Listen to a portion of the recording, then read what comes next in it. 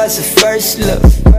Nung una kitang makita sa Facebook, kakaiba ba ang iyong pangalan?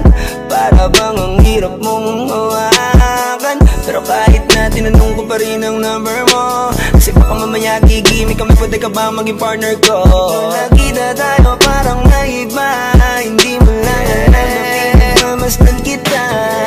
Mas malakas ka pang uminom ng alang sa'kin, baby, kala ko ay joke. Bigla akong nagulat, kitang-kita ko kung gaano ka kagrabe umipak ng smoke. Kaya akala ko nung una matino ka, di pala.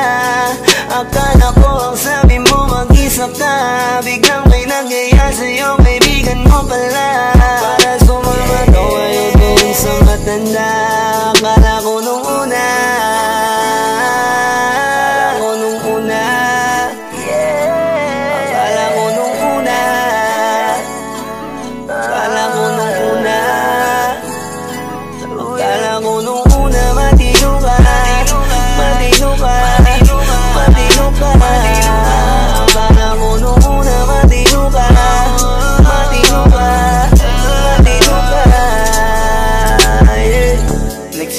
simula nang dumating ka, dapat hindi na lang na nakilala.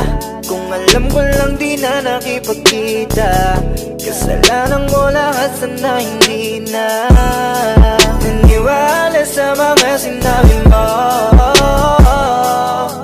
Wala sa iyong mukha, di ko inasahang magaling kong magtago. Malaman-laman ko ang dami mong nilalabot, minsan pang kakatawagan mo sa phone. Pag hindi ka na kontento, kikitain mo, tapos sasabihin mo sa'kin na wala lang yun. Huwag mo na akong paikutin, di mo mabibiktima. Huwag mo maiiputan, lumayo-layo ka na.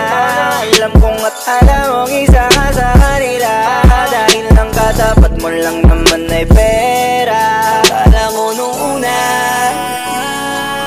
akala ko nung una,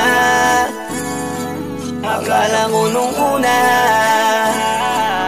akala ko nung una, akala ko nung una matino ka, matino ka, matino ka.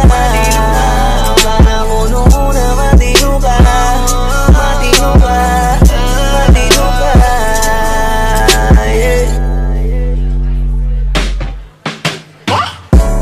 Akala ko naman ay di ka pala biro, pero ang tulad mo pala ito paglaro. Akala ko pa naman niya ikaw ay seryoso, ako ay mali, di ka lang na ako kontento. Bakit ganyan, kalawang ganyan, hindi mo ako maiisahan. Buta na lang, hindi ba ulit, anong masasabi mo dyan ulit? Kala ko nung una matino ka, di bala, kala ko iba ka sa kanila.